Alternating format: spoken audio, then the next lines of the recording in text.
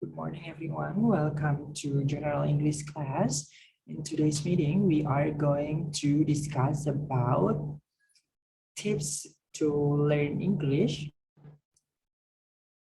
Mohon maaf tadi terputus koneksinya.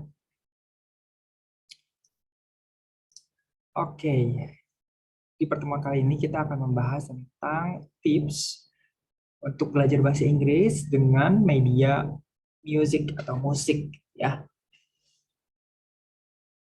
Jadi ada beberapa keuntungan dalam belajar bahasa Inggris menggunakan in any languages actually gitu ya, dalam bahasa apapun sebenarnya ada kelebihannya ketika kita belajar menggunakan media musik.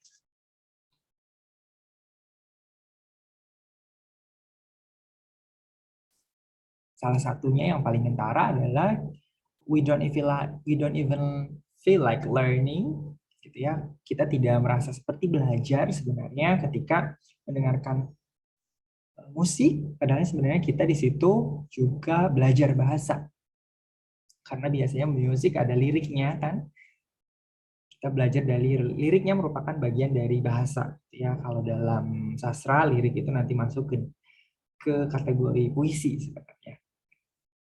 Jadi ketika kita mendengarkan musik, kita memperhatikan liriknya, di situ sebenarnya kita sudah memperhatikan bahasanya. Ya, kita sudah belajar bahasa. Terutama ketika musik yang kita dengarkan adalah musik dari bahasa asing gitu ya. Yang pertama, ketika kita belajar bahasa, khususnya bahasa Inggris, menggunakan musik, itu kita akan belajar tentang vocabulary atau perbendaharaan kata. Ya, jadi ketika kita mendengarkan musik, kita fokus kepada liriknya. Karena liriknya merupakan unsur dari bahasa, ya, bentuk bahasa. Dari lirik dalam sebuah lagu, kita bisa mendengarkan kata-kata baru yang sebelumnya belum pernah kita dengarkan, gitu ya, yang belum pernah kita tahu. Atau kita juga bisa mengetahui padanan kata, gitu ya. Jadi kita hanya tahu sebelumnya, sebelum mendengarkan lirik dari sebuah lagu, kita hanya tahu kata-kata tersebut sendiri-sendiri, gitu ya. Tapi ketika dalam sebuah lagu, kata-kata ini dipadu-padankan, gitu ya, sehingga menjadi klausa atau frasa yang memiliki arti yang berbeda gitu dari arti aslinya atau asli harafiahnya ya. Jadi yang pertama kita bisa belajar vocabulary. Lalu ketika kita belajar bahasa Inggris menggunakan musik, kita juga belajar grammar sebenarnya. Tapi di sini kita harus hati-hati karena biasanya ini perbedaan ketika melihat perbedaan karya sastra poetry atau puisi dengan karya sastra prose atau bentuknya novel atau cerita pendek, cerpen gitu ya. Kalau prose dalam bentuk novel, cerpen dan lain-lain itu nanti bentuk grammarnya benar gitu ya. Jadi sesuai dengan kaidah-kaidah yang dianggap benar dalam grammar. Jadi ketika menulis sebuah kalimat bentuknya sudah tepat gitu ya. Jadi ada subjek, ada verb. Tetapi ketika menulis dalam bentuk karya sastra puisi atau poetry yang salah satunya adalah lirik lagu, itu penulis diperbolehkan atau punya freedom gitu ya, kebebasan untuk tidak menulis dalam bentuk kalimat utuh. Jadi kita ambil contoh dalam lirik itu satu baitnya bisa jadi gitu ya tidak terdapat sebuah subjek ataupun verb, sehingga ketika berbicara secara grammar, bait tersebut tidak bisa dibilang sebagai sebuah kalimat ya, tetapi kita tetap bisa belajar grammar di situ. Kenapa? Karena ketika kita mencoba memahami lirik dari sebuah lagu ataupun puisi gitu ya, hal yang pertama bisa kita lakukan adalah dengan memparafrase atau merubah struktur dari bait atau baris tersebut ke dalam bentuk kalimat yang utuh sesuai dengan grammar. Artinya memiliki subjek dan kata kerja. Dan juga kita sesuaikan dengan tensisnya gitu ya. Apakah dalam bait tersebut tenses yang digunakan itu present tense, past tense, atau future tense gitu ya. Jadi kita parafrase atau kita rubah bentuk atau struktur dari lirik baris dalam sebuah lirik ke dalam kalimat utuh ya. Lalu hal berikutnya yang kita bisa pelajari dengan mendengarkan musik adalah pronunciation atau pelafalan dan juga aksen. Jadi pelafalan ini merupakan cara membaca sebuah kata gitu ya. Karena dalam bahasa Inggris itu berbeda dengan bahasa Indonesia. Kalau bahasa Indonesia apa yang ditulis gitu ya, tatanan huruf-hurufnya itu sama dengan yang kita baca. Sedangkan kalau dalam bahasa Inggris kan berbeda. Sehingga bisa jadi sebuah kata ini terdiri dari huruf apa, tapi ketika dibacakan, ketika dilafalkan itu bisa jadi berbeda sama sekali. Nah, itu kita bisa tahu dengan mendengarkan musik, karena musik itu si penyanyi kan melafalkan lirik-liriknya gitu ya. Sehingga kita bisa tahu sebuah kata ini harusnya dibaca seperti apa, dilafalkan seperti apa gitu ya. Lalu kita juga bisa belajar tentang aksen. Karena aksen ini terutama untuk warga negara dunia ketiga gitu ya seperti kita itu cenderung memiliki aksen ketika kita berbicara dalam bahasa Inggris. Orang Indonesia sebenarnya tidak lebih parah daripada aksen misalkan orang Thailand atau orang India gitu, sangat kental sekali ketika berbicara bahasa Inggris.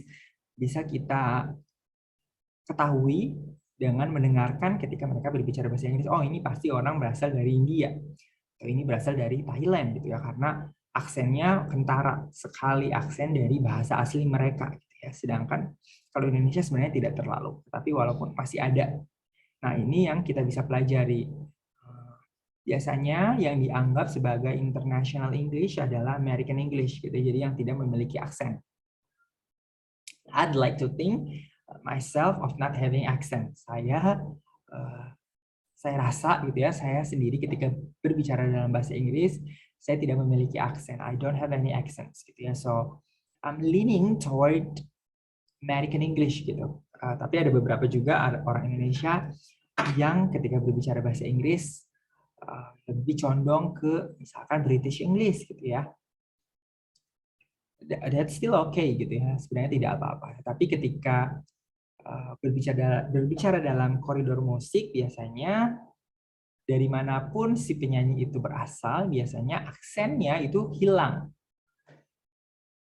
Kita lihat contoh Adele gitu ya. Ketika Adele berbicara dengan ketika Adele bernyanyi itu sangat sekali berbeda. Ketika berbicara kental sekali aksen bahasa Inggrisnya, aksen Inggrisnya, sorry. British Inggrisnya sangat kental. Tetapi ketika bernyanyi tidak terdengar sama sekali aksen dari Inggrisnya gitu ya. Kita bisa belajar dari situ. Artinya when we speak English, we have to be as accentless as possible gitu ya. Jadi sebisa mungkin tidak memiliki aksen. Oke. Tadi kita sudah berbicara tentang keuntungan belajar bahasa Inggris dengan mendengarkan musik. Nah, kita sekarang akan masuk ke 9 cara terbaik dalam belajar bahasa melalui musik. Jadi, ketika kita mendengarkan musik dengan tujuan belajar bahasa Inggris pun gitu ya, kita harus hati-hati. Karena tidak semua, tadi contohnya ketika kita membaca lirik itu lebih mirip puisi, di mana puisi sendiri struktur bahasanya itu boleh tidak sesuai dengan grammar. Artinya ketika dalam satu kalimat itu boleh tidak memiliki subjek dan verb ya. Nah, di situ kita harus hati-hati, tapi kita bisa siasati dengan memparafrase gitu ya baris tersebut ke dalam bentuk kalimat yang utuh.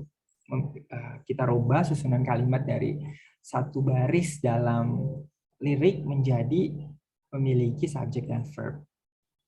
Lalu ada beberapa hal tetapi yang perlu kita perhatikan selain itu, yaitu yang pertama adalah dengan memilih lagu dengan bijak gitu ya.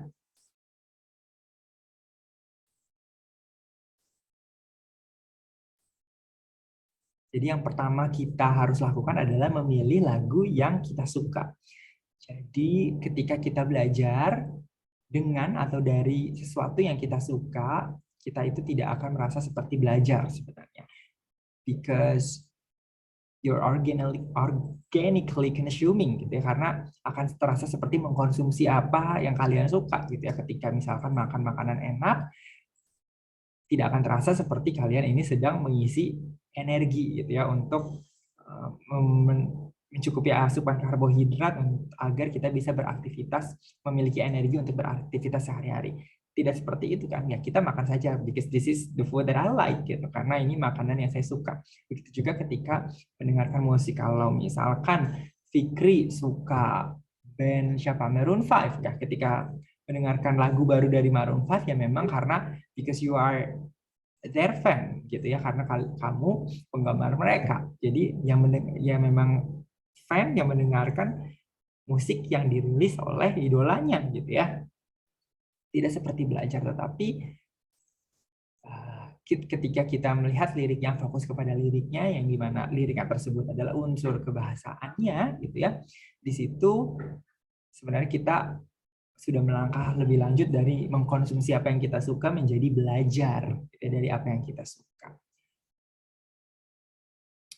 Nah, ketika memilih lagu juga bukan hanya yang kita suka, tetapi genre-nya gitu ya.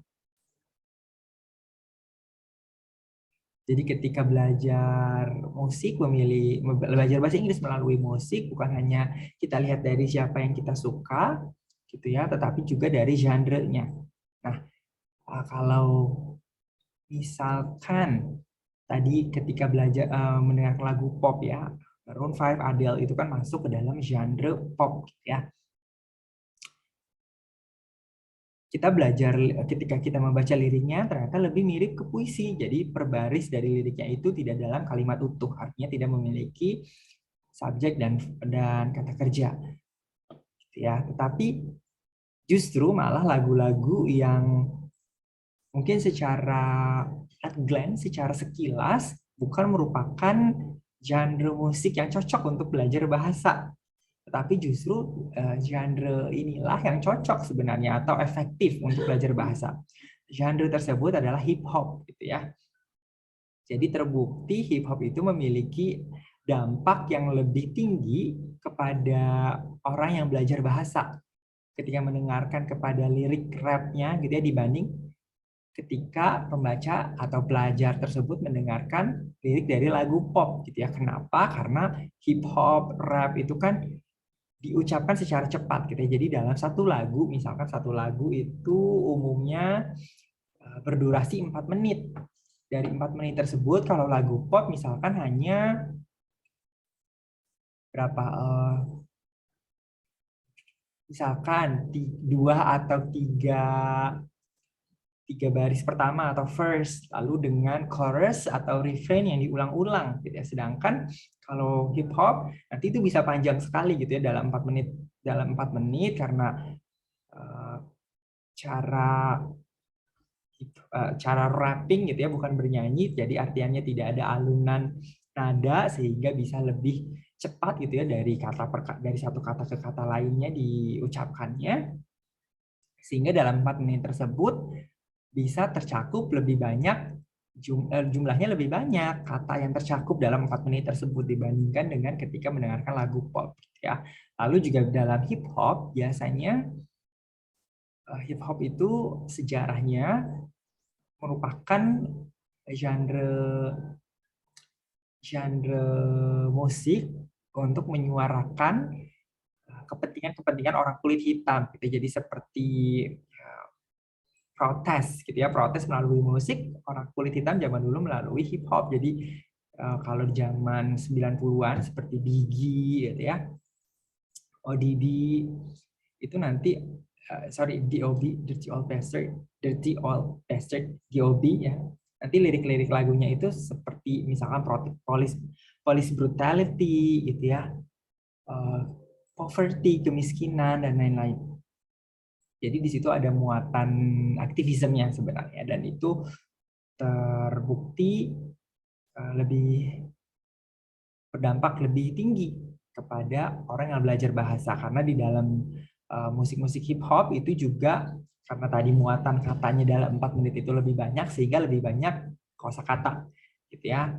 Lalu juga lebih banyak rhyming-nya. Jadi orang lirik lagu hip hop itu nanti di setiap ujung barisnya itu sama dengan di ujung baris berikutnya, rima gitu ya, rhyming schemes. Jadi dibandingkan dengan lagu pop sekarang gitu ya, rhymingnya itu lebih banyak di lagu hip hop sebenarnya. Dan biasanya juga dalam lagu-lagu hip hop banyak digunakan slang. Jadi kata-kata yang berbeda dari makna harfiahnya, tetapi ini sering digunakan dalam kehidupan sehari-hari, sehingga secara praktis lebih berguna gitu ya. Kalau dalam lirik lagu pop itu kan lebih bahasa kiasan, bahasa-bahasa yang indah, yang sebenarnya jarang mungkin digunakan sehari-hari, tetapi lirik lagu hip hop ini lebih sering digunakan untuk sehari-hari. Jadi everyday languages gitu ya. Lalu seperti tadi saya singgung dari awal, cara belajar bahasa Inggris melalui musik adalah dengan melihat liriknya gitu ya. Kalau ketika kita menemukan satu kata dalam liriknya yang kita belum familiar gitu ya. Lalu juga sebenarnya ketika kita menemukan kata yang tidak familiar, itu kita bisa menebak makna dari kata tersebut dengan membaca bagian lain gitu ya dari bacaan tersebut. Jadi kita bisa mengira-ngira konteks gitu ya. Tapi kalau karena dalam lirik itu kan putus-putus gitu ya per baris, bisa bukan jadi dari barisnya aja, bisa kebanyakan bukan dari kalimat utuh gitu ya, tetapi apalagi dari satu baris ke baris lainnya bisa jadi menceritakan hal yang berbeda, sehingga akan lebih menyulitkan gitu ya ketika kita mencoba menebak makna dari sebuah lirik dibandingkan dengan ketika kita mencoba menebak makna sebuah kata dalam sebuah bacaan artikel ya, dalam bentuk paragraf.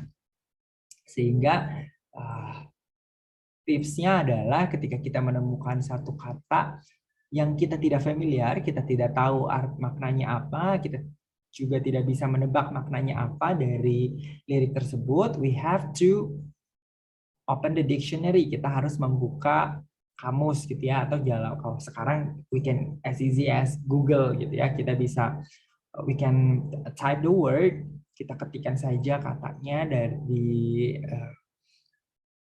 Google, lalu nanti akan muncul maknanya. Yang penting we have to look up for the meaning of the lyrics gitu ya, kita baca artinya. Bahkan sekarang banyak juga website yang menawarkan lirik tetapi sudah ada translation-nya gitu ya, bukan hanya untuk bahasa Inggris tetapi untuk lirik lagu Korea gitu, itu sudah banyak,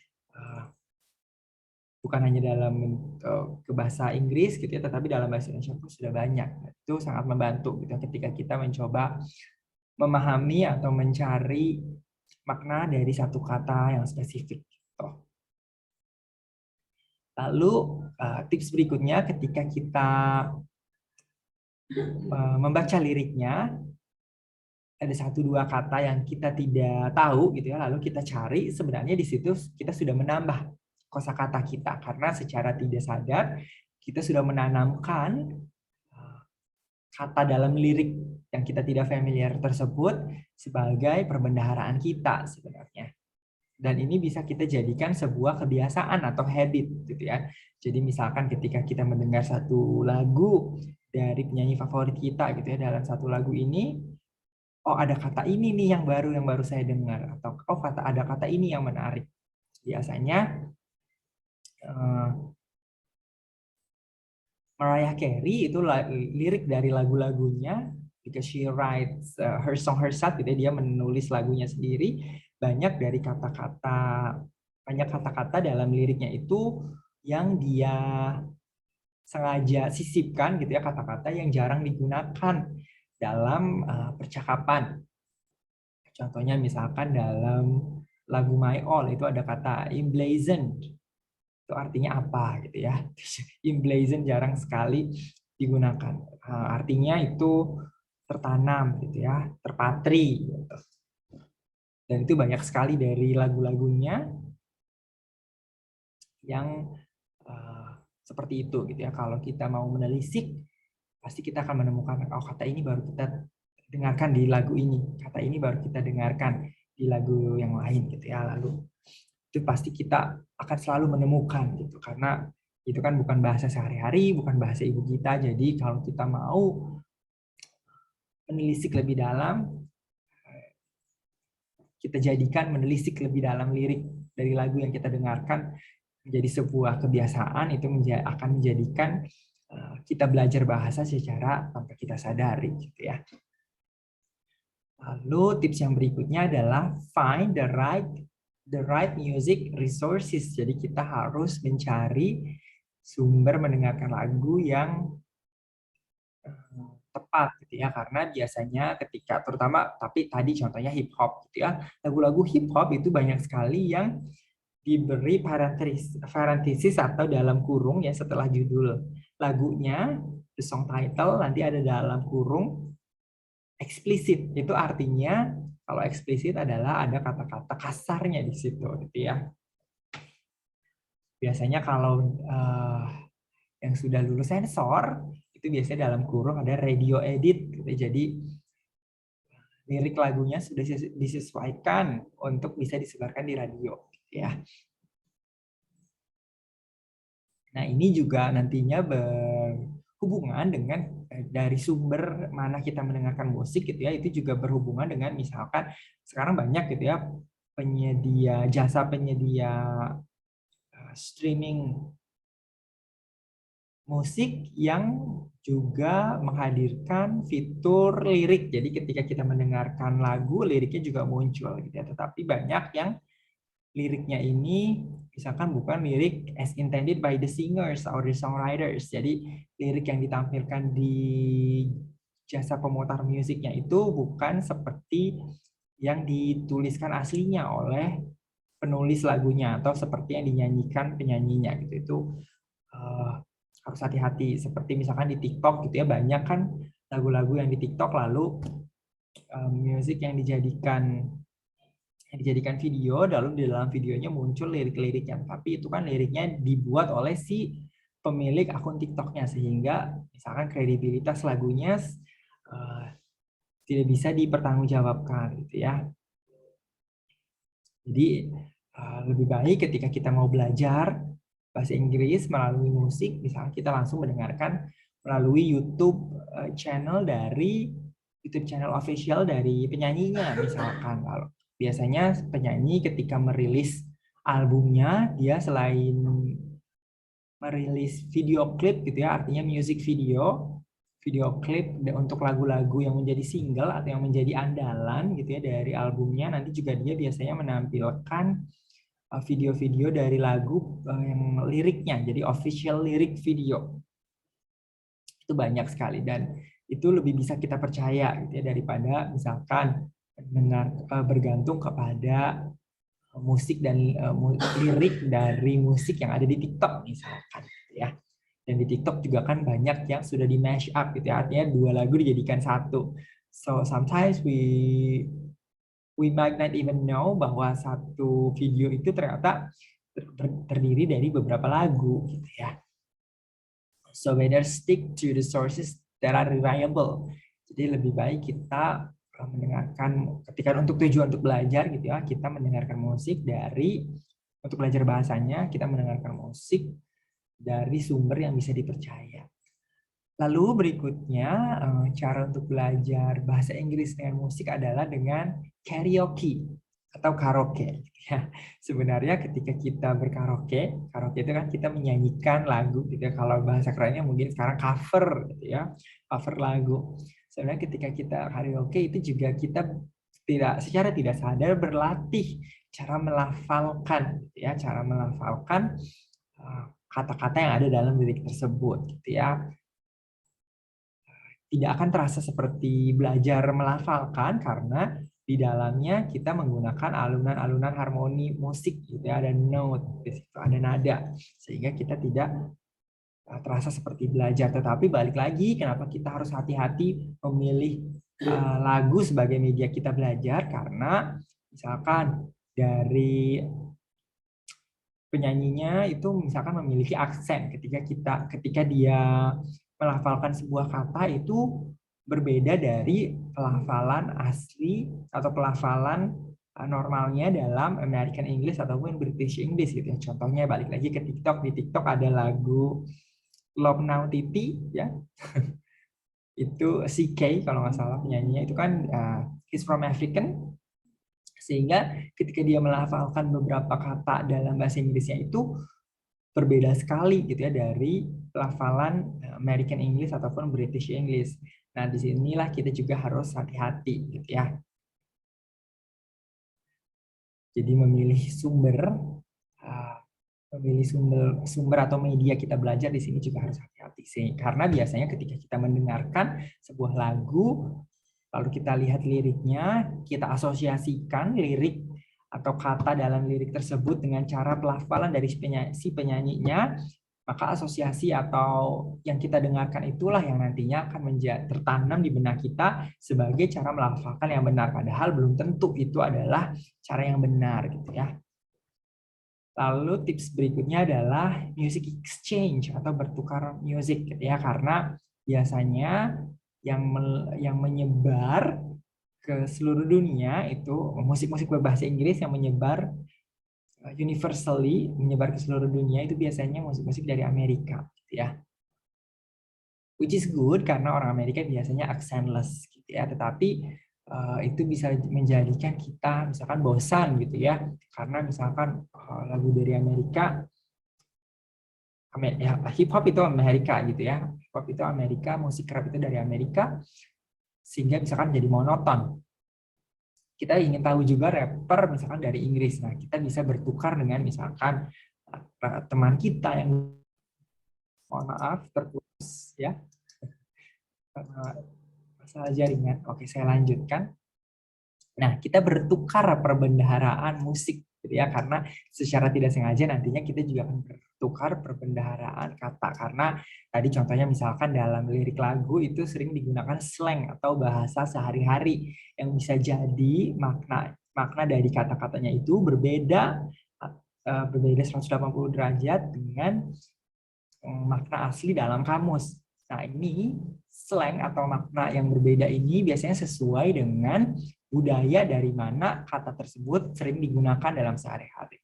Nah, ketika kita semakin banyak mendengarkan musik dari berbagai macam negara gitu ya, nanti semakin banyak pula slang yang kita pelajari gitu ya. Misalkan kalau di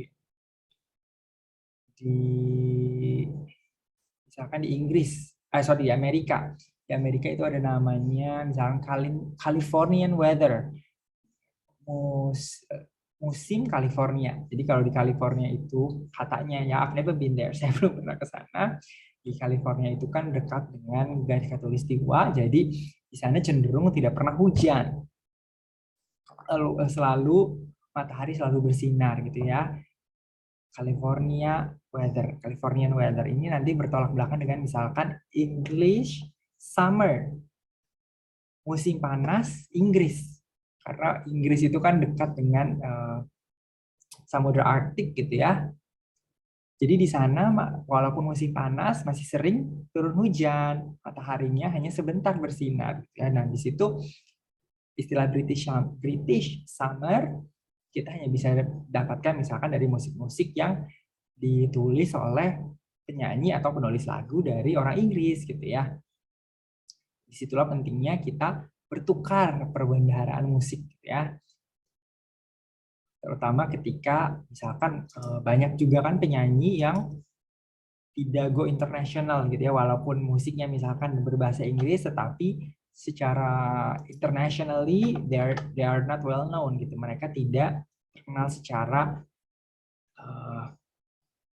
mereka tidak terkenal secara internasional. One of my favorite musician gitu ya, salah satu favorit musisi favorit saya, dia orang Inggris namanya Jessie Ware.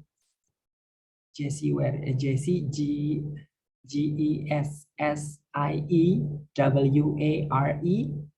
Jessie Ware, cara nulisnya gitu ya. Dia orang Inggris, musiknya dalam bahasa Inggris, tetapi she's not internationally recognized gitu ya, dia tidak terkenal secara internasional. Lalu cara berikutnya belajar bahasa dengan musik adalah dengan mendiskusikan, gitu ya, menjadikan musik sebagai bahan diskusi. Kalau kita tahu ada book club, artinya mendiskusikan buku bacaan dalam sebuah grup. Lalu ada movie discussion, mendiskusikan film, gitu ya, unsur-unsur yang ada dalam film itu apa dengan kelompok tertentu, dengan klub atau anggota kelompok.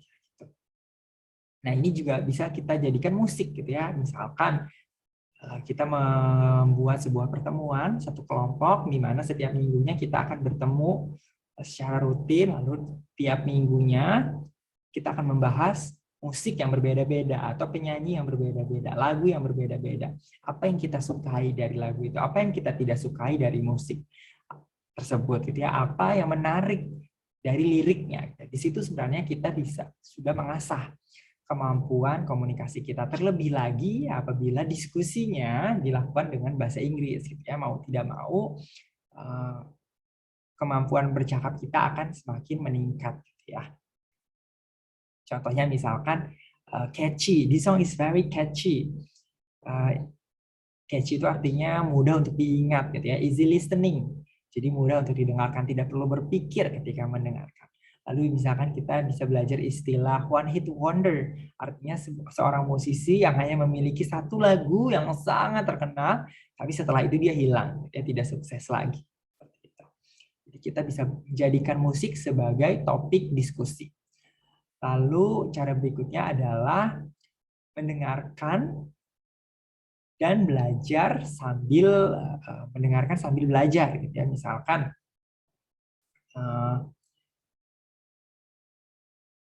karena kita mendengarkan sesuatu yang kita sukai, kita tidak akan terasa seperti belajar dari yang kita dengarkan tersebut sebenarnya. Nah, ini yang kita sebut listen and learn on the go, gitu ya. Jadi kita tidak menjadikan mendengarkan musik sebagai sebuah gue belajar gini ya, gue dengerin lagu ini agar gue belajar, tidak seperti itu. Tetapi lambat laun ketika itu menjadi habit, kebiasaan kita mendengarkan musik favorit kita itu akan menjadi sebuah kebiasaan belajar seperti di situ.